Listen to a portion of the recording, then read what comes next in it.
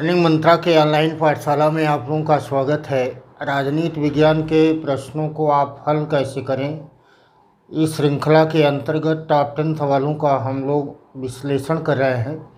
आज के हमारे इस क्लास का विषय है हॉब्स, लॉक और रूसो के राजनीतिक चिंतन पर 10 महत्वपूर्ण सवालों का अध्ययन करना। ये सवाल इस बैकग्राउंड पर आधारित है कि हॉब्स, लॉक और रूसो 3 ऐसे महत्वपूर्ण राजनीति वैज्ञानिक हैं जिनके द्वारा राज्य की उत्पत्ति के सामाजिक समझौतावादी सिद्धांत का प्रतिपादन किया गया और राज्य की उत्पत्ति के सामाजिक समझौतावादी सिद्धांत का संबंध उदारवादी विचारधारा के साथ है, जिसमें हॉब्स और लॉक का संबंध इंग्लैंड से है तो रूसो का जन्म स्विट्ज़रलैंड में हुआ और अधिक समय उन्होंने व्यतीत किया था फ्रांस में।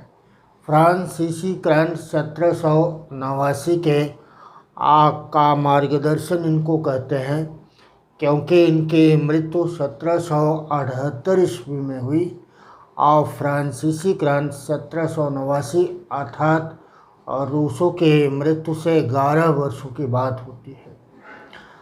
1688 के गौरवपूर्ण क्रांति का दार्शनिक सत्यापन करने का कार्य किया है जॉन लॉक ने, जबकि 1642 से 49 के गृहयुद्ध का दार्शनिक सत्यापन किया हॉब्स ने। आपको यह बात मालूम है, राजनीति विज्ञान के अंतर्गत राज्य की उत्पत्ति के इस संपूर्ण वैचारिक दर्शन के अंतर्गत इन तीनों चिंतकों के द्वारा अपने अलग अलग विचारों का प्रतिपादन करने के बावजूद भी इस बात पर बल दिया गया कि राज्य दैव के द्वारा या ईश्वर के द्वारा निर्मित संगठन न होकर यह एक मानव निर्मित संगठन है, यह एक कृत्रिम संगठन है जिसका निर्माण व्यक्तियों के द्वारा आपसी समझौते के परिणाम स्वरूप हुआ। तो ये एक बैकग्राउंड है जिसके आधार पर हमारा आज का टॉप 10 सवाल आधारित है। हॉब्स, लॉक, रूसो के विषय में विस्तृत अध्ययन यदि आपने किया है और यदि नहीं किया है तो विस्तृत अध्ययन उसका करें। करने के उपरांत हॉब्स, लॉक और रूसो के ऊपर आए हुए सवालों को देखें और उनको लगाने का प्रयास करें, क्योंकि आपके किसी भी एग्ज़ाम के लिए हॉब्स, लॉक और रूसो के ऊपर सवाल अवश्य ही पूछा जाता है। तो आइए हम लोग आज का अपना यह क्लास स्टार्ट करते हैं और हॉब्स के ऊपर टॉप 10 सवालों के श्रृंखला में देखते हैं कि हॉब्स के राजनीतिक दर्शन के अंतर्गत कौन से 10 महत्वपूर्ण सवाल हैं। इसमें टॉप 10 सवालों को हम लोग देखने का प्रयास करते हैं राजनीति विज्ञान के। सबसे पहला प्रश्न आपके लिए यहाँ पर जाता है। पहला सवाल यह है कि आधुनिक काल का प्रथम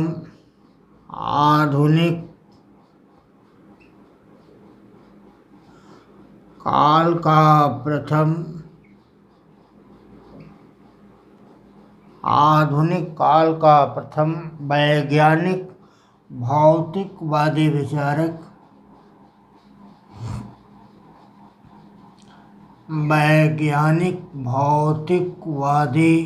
विचारक किसे कहा जाता है?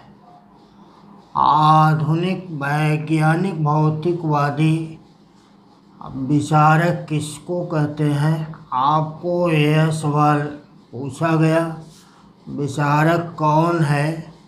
अगर यह सवाल पूछा गया, आपके लिए उत्तर है सबसे पहले इसमें दिया गया आपके कार्ल मार्क्स, और दूसरा इसमें अल्टरनेट दिया गया लेनिन, और तीसरा इसमें अल्टरनेट दिया गया हीगल, और अगला इसमें अल्टरनेट दिया गया आरडी में ब्रिटिश विचारक जॉन हॉब्स।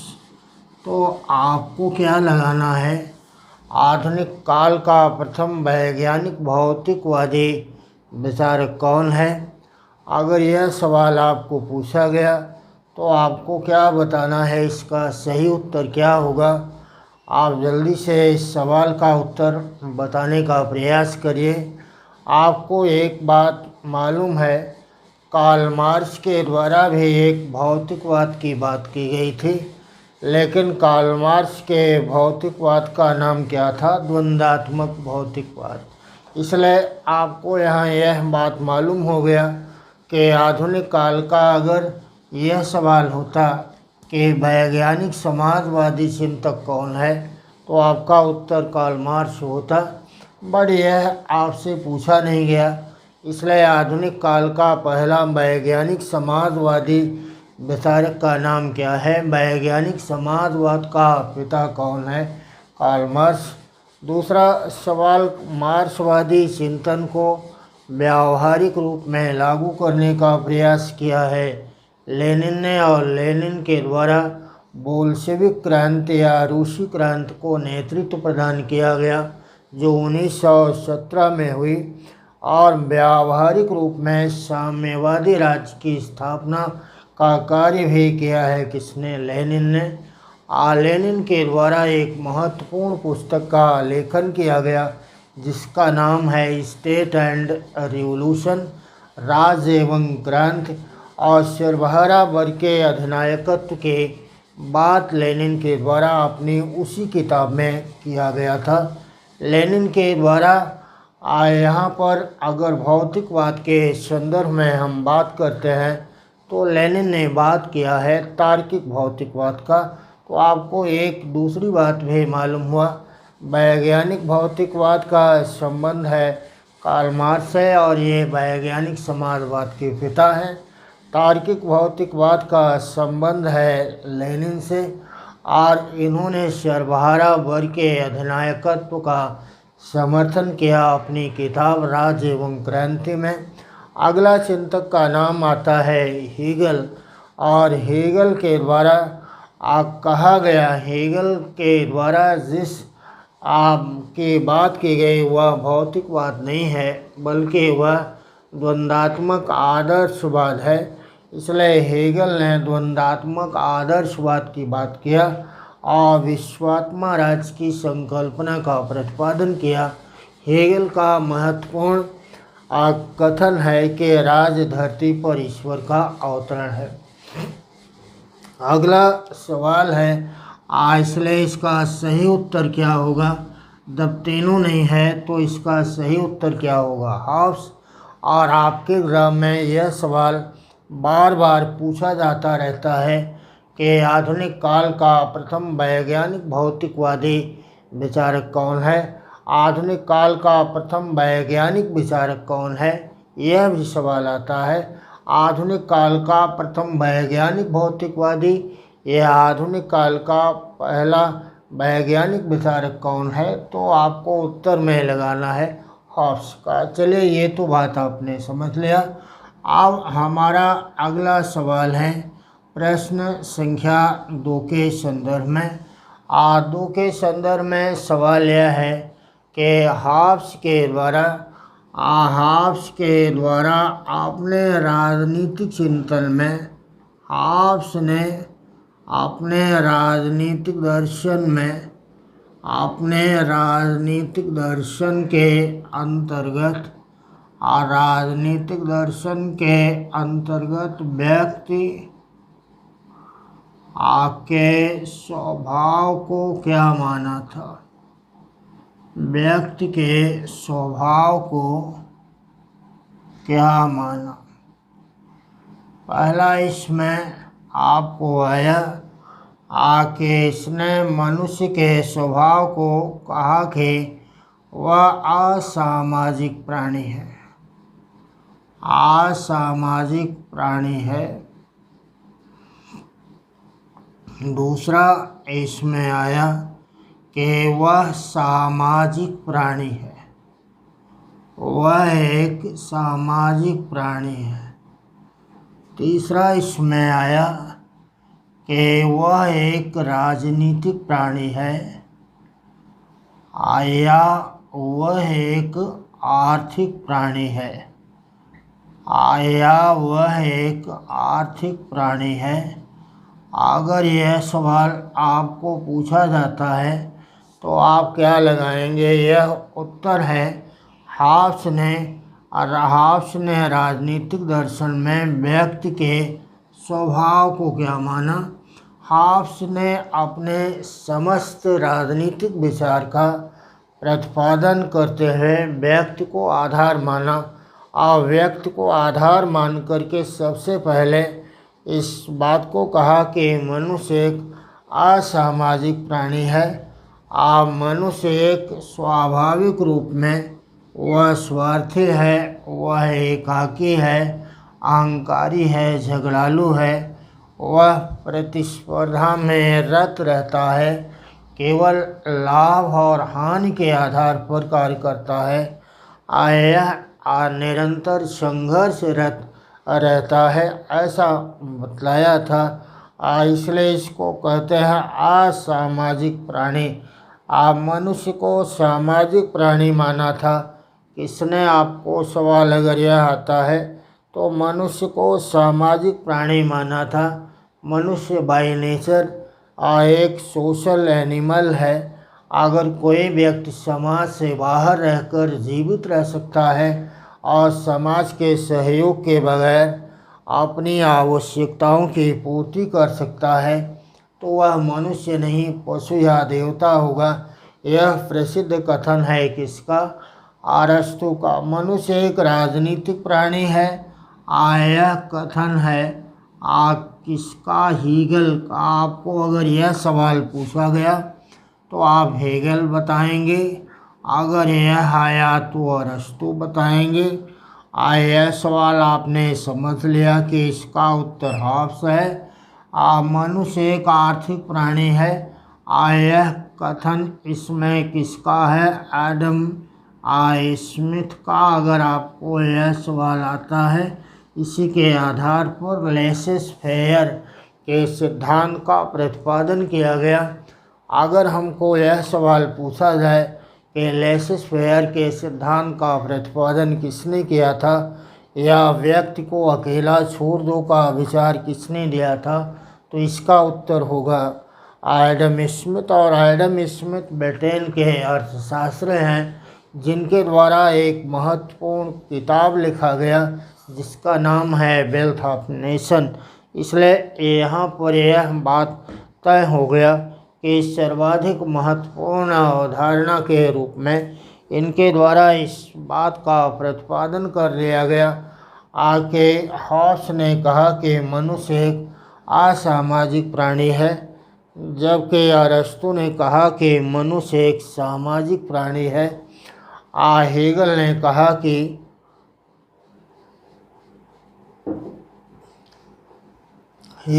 कहा कि मनुष्य एक राजनीतिक प्राणी है, और एडम स्मिथ ने कहा कि मनुष्य एक आर्थिक प्राणी है। तो यह बात इनके द्वारा बतलाया गया। प्रश्न संख्या 3 में आता है। प्रश्न संख्या 3 में आता है, हाब्स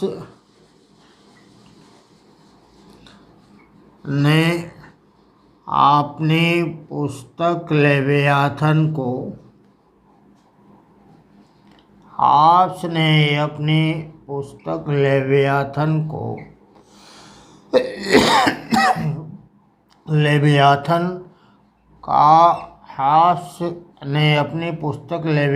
का प्रकाशन कब किया था? प्रकाशन कब हुआ था? अगर आपको यह सवाल पूछा गया तो इसका उत्तर है 1652 ईस्वी में। इसका उत्तर है 1651 ईस्वी में, या इसका उत्तर है 1551 ईस्वी में, या इसका उत्तर है 1751 ईस्वी में। आपके एग्ज़ाम में इस पर आधारित सवाल आता रहता है और हर समय आता है। लेवियाथन के संदर्भ में यह सवाल पूछा जाएगा। डीसीवी के को लिखा, इनके द्वारा लेवियाथन को लिखा, द एलिमेंट्स ऑफ लॉ लिखा। तो यह सवाल अगर आपको पूछा गया कि लेवियाथन का प्रकाशन कब हुआ था, तो आपको लगाना है 1651 ईस्वी में इसका प्रकाशन हुआ। वैसे बात यहाँ पर इसका नहीं है कि आप लेवियाथन का तो लगा दिया। लेवियाथन के साथ साथ लॉक के द्वारा लिखी गई पुस्तक टू ट्रीटाइस ऑन सिविल गवर्नमेंट, शासन पर 2 निबंध, या रूसो के द्वारा लिखी गई पुस्तक सोशल कॉन्ट्रैक्ट पर भी आपको सवाल पूछा जाएगा। इसलिए इसका भी आपको याद रखना और अन्य महत्वपूर्ण राजनीति वैज्ञानिकों के द्वारा लिखी गई पुस्तकों को भी याद रखना आवश्यक है। हॉब्स ने अपनी पुस्तक लेवियाथन का प्रकाशन कब किया था? 1651 ईस्वी में। इसलिए इसका सही उत्तर आपने लगा दिया, 1651 ईस्वी में इसका प्रकाशन किया गया था। अब अगला सवाल हम लोगों का आता है प्रश्न संख्या 4 के ऊपर। प्रश्न संख्या 4 में सवाल ये आया कि सारे राजनीतिक वैज्ञानिकों के द्वारा बात किया गया है, सभी राजनीतिक वैज्ञानिकों ने बात किया है राज्य की उत्पत्ति से पूर्व के प्राकृतिक अवस्था का आशय क्या होता है। आपको अगर यह सवाल पूछा गया कि प्राकृतिक अवस्था का अर्थ क्या है, प्राकृतिक अवस्था किसे कहते हैं, आपको यह सवाल आया किसे कहते हैं, अगर यह सवाल आया तो क्या बताएंगे? पहला इसका उत्तर है प्रकृति के गोद में। दूसरा इसका उत्तर है दूसरा इसका उत्तर बतलाया गया राज्य के उत्पत्ति से पूर्व की अवस्था। अगला आया 80 में राज्य के उत्पत्ति के पश्चात के अवस्था। आडे में आया इनमें से कोई नहीं, इनमें से कोई नहीं। अगर यह सवाल आपको पूछा गया तो आपको इसमें क्या लगाना है? यह सवाल आपके एग्ज़ाम में आया हुआ है और प्राकृतिक अवस्था का तात्पर्य क्या है, अगर इस पर सवाल पूछा गया तो इसका अर्थ क्या है? प्रकृति के गुण, या राज्य के उत्पत्ति के बाद, या राज्य के उत्पत्ति से पूर्व के अवस्था। तो इसको कहते हैं राज्य के उत्पत्ति से पूर्व की अवस्था।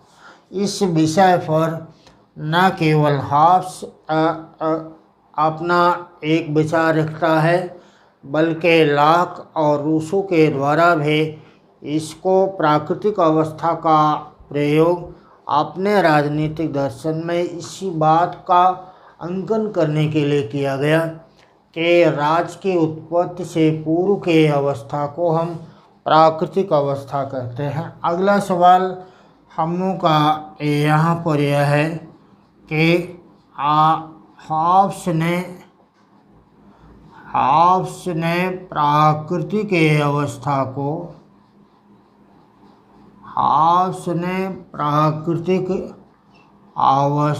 को कैसा माना?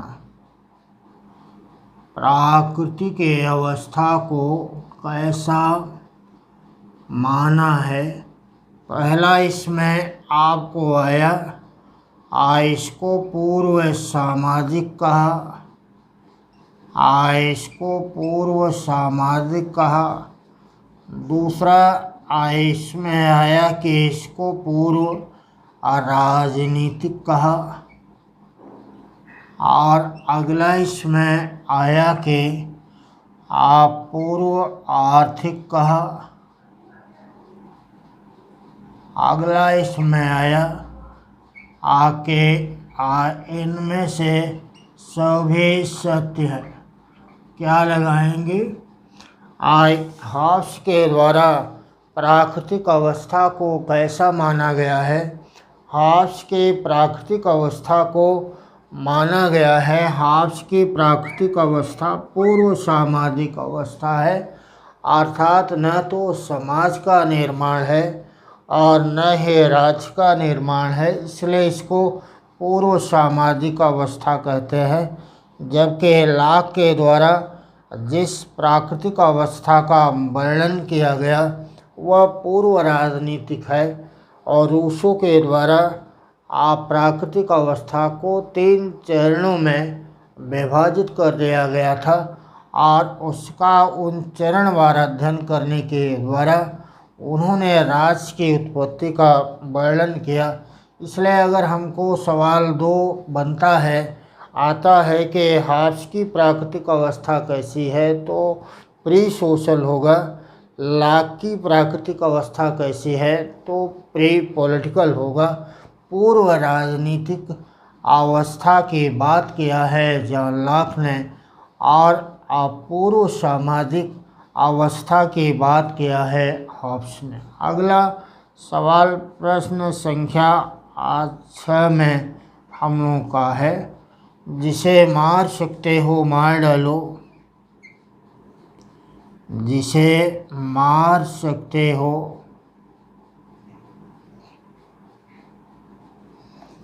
मार डालो। जिसे मार सकते हो मार डालो और जिसे लूट सकते हो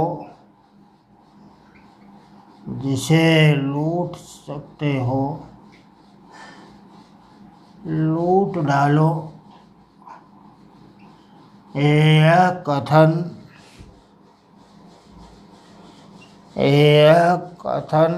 किसके प्राकृतिक अवस्था के ऊपर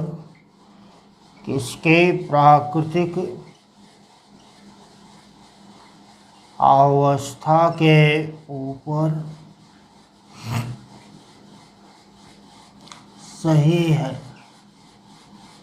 उत्तर इसमें दिया। पहला इसमें उत्तर आया रूसो का, दूसरा इसमें आया जॉन लॉक का और तीसरा इसमें आया हॉब्स का और चौथा इसमें आया सभी का। क्या लगाना है? यह प्राकृतिक अवस्था जिसे मार सकते हो मार डालो, जिसे लूट सकते हो लूट डालो। यह कथन हॉब्स के अप्राकृतिक अवस्था के चित्रण पर सटीक बैठता है, क्योंकि इनके द्वारा जिस प्राकृतिक अवस्था का वर्णन किया गया वह प्राकृतिक अवस्था थी जिसके लाठी उसकी भैंस मत्स्य न्याय का चलन था, चारों तरफ हाहाकार था। इस प्रकार की प्राकृतिक अवस्था का वर्णन किया है हॉब्स ने, इसलिए इसका सही उत्तर होगा क्या? हॉब्स का। आपने यह बात देखा। अब हम लोगों को यहाँ पर समझना है प्रश्न संख्या 7 का। प्रश्न संख्या 7 के अंतर्गत इस बात को समझना है कि एक बहुत प्रसिद्ध कथन है और हम लोगों के एग्ज़ाम में अक्सर पूछा जाता रहता है। प्रश्न संख्या 7 में आपको यह सवाल पूछा गया कि मेरी जननी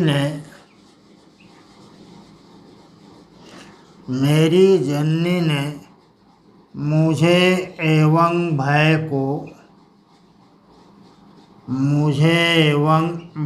को जुड़वा रूप में जन्म दिया। जुड़वा रूप में जन्म दिया। यह कथन किसका है? दिया, यह कथन किसका है? यह कथन किसका है? तो आपको यह बात बतलाना है कि यह कथन उत्तर में क्या आया? के हाफ्स का है, यह कथन लॉक का है, या यह कथन रूसो का है, या यह कथन किसी का नहीं है। क्या लगाएंगे इसमें? सही उत्तर है कि यह कथन है, मेरी जननी ने मुझे एवं भय को जुड़वा रूप में जन्म दिया। यह कथन है हाफ्स का, क्योंकि अपने इसी कथन के द्वारा हाफ्स ने ब्रिटेन के 1642 से लेकर 49 के गृह युद्ध का दार्शनिक सत्यापन किया था। इसलिए दार्शनिक गृह युद्ध का इनके द्वारा दार्शनिक सत्यापन किया गया था। इसलिए इसका सही उत्तर होगा क्या? इसका सही उत्तर होगा हाफ्स। इसलिए अगर हमको यह सवाल आया कि मेरी जननी ने मुझे और भय को जुड़वा रूप में जन्म दिया, यह कथन किसका है? तो आपको लगाना है कि यह कथन है हाफ्स का। अगला सवाल आपके लिए है, हाफ्स के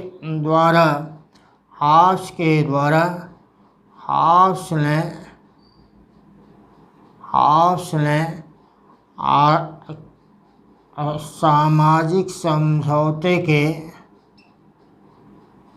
सामाजिक समझौते के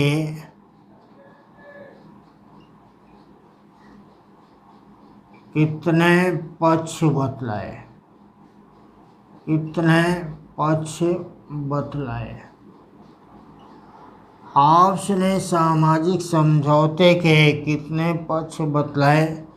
आपको आया कि इसमें इनके द्वारा 4 पक्ष बतलाया गया था, इनके द्वारा 3 पक्ष बतलाया गया, या इनके द्वारा द्विपक्षीय बात की गई, या इनके द्वारा एक पक्षीय समझौते की बात की गई। आपको क्या लगाना है? हाफ्स के द्वारा एक पक्षीय समझौते की बात की गई थी, अर्थात उसमें शासक या संप्रभु समझौते का भाग नहीं होता है। इसलिए राजा के विरुद्ध जनता को कोई अधिकार भी नहीं होता है कि वह इसका किसी भी रूप में विरोध कर सके। इसलिए यहाँ पर सच बात यह है कि हाफ्स ने एक पक्षीय समझौते की बात की है, उसके द्वारा द्विपक्षीय समझौते की बात नहीं की गई। इसीलिए हाफ्स ने जनता को राजा के विरुद्ध कोई अधिकार नहीं दिया था। हम लोगों को अगला सवाल इसमें आया, प्रश्न संख्या 9 में बौद्धिक आत्मरक्षा का विचार किसने दिया है? बौद्धिक आत्मरक्षा का विचार किसने दिया? यह उत्तर है जे.एस. मिल के द्वारा, यह उत्तर है जॉन लॉक के द्वारा, यह उत्तर है हाफ्स के द्वारा, यह बात यहाँ पर कहा है हीगल ने। क्या लगाएंगे? बौद्धिक आत्मरक्षा का विचार किसने दिया है? बौद्धिक आत्मरक्षा के सिद्धांत का विचार दिया हाफ्स ने। इसलिए अगर हमको सवाल आता है कि बौद्धिक आत्मरक्षा का विचार किसने दिया है, तो आपको लगाना है कि हाफ्स ने। और हाफ्स के द्वारा इस बात का प्रतिपादन किया गया कि सामान्य स्थिति में व्यक्ति के द्वारा राज्य या राजा का विरोध नहीं किया जा सकता, लेकिन यदि जीवन के ऊपर संकट आ जाए तब व्यक्ति राज्य का विरोध कर सकता है। इसी को बौद्धिक आत्मरक्षा का सिद्धांत कहते हैं। हॉब्स के द्वारा इसका वर्णन किया गया बौद्धिक आत्मरक्षा के सिद्धांत के आधार पर। अगला सवाल प्रश्न संख्या 10 है, जिसमें तलवार आपको कथन आया कि तलवार के बिना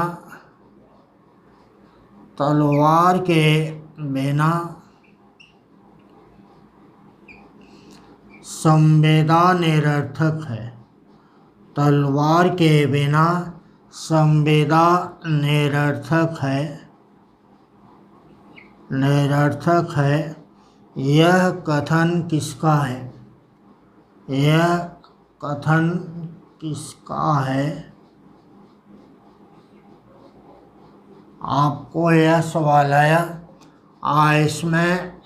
इसका सही उत्तर है, आपको रिचर्ड हुकर, ग्रोशियस या हॉब्स या लॉक क्या लगाएंगे? इसका सही उत्तर है हॉब्स।